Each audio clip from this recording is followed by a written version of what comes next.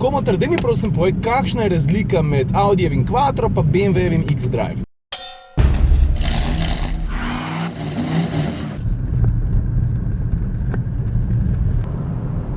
A veš, danes je na tapeti BMW-jev X-Drive, kar pomeni, da se pelje v Kranjsko goro, odkoder se bomo, mislim da, odpeljali na Vršič pa nazaj v eni taki lušni kolonci. In te zadeve so ponovadi tako strogo temperane in res ne bi bilo fajn, da bi bil pozen.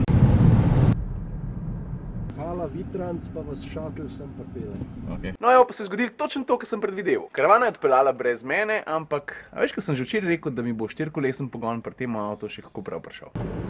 Veš, je hecen, jaz sem se po tej cesti na zadnje peljal pismo že skoraj leto nazaj, oziroma lansko spomlad, to je bilo pa z Mazdo MX-5. In zdaj večjega kontrasta skoraj ne moreš dobiti, ne. Majhen roadster, pomlad, toplo vreme, zdaj pa avto, ki je bistveno težji, pa še zmer relativno agilen, pa je nič, zunaj je sneg. Veš, jaz dostikrat dobim vprašanje, Komotar, daj mi prosim povej, kakšna je razlika med Audijevim Quattro pa BMW-jevim X-Drive. Če ti čisto po pravici povem, 4-kolesni pogoni od znamk, ki se s tem ukvarjajo že zelo dolg časa, so si po svojih sposobnostih oziroma po tem, kam avto uspe prilest, dosti enaki. Ampak je pa razlika, na kakšen način je moč prenesena na kolesa. No in tukaj pa pride do velike razlike med tem, kaj ponuja Audi pa kaj ponuja BMW.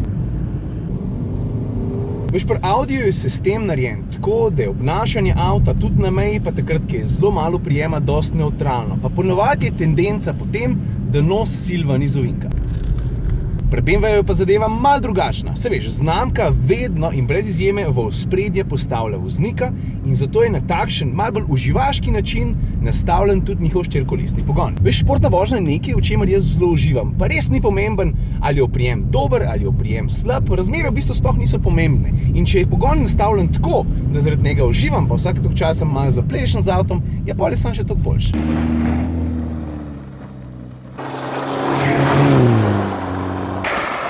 Evo, prišel na vrh Vršiča, zdaj bom pogledal, kako je tukaj lepo. Kako je tukaj lepo. Zdaj grem pa nazaj dol. Pa mimogrede, lev, kje je folk dosti smuča. Noro. Vidiš?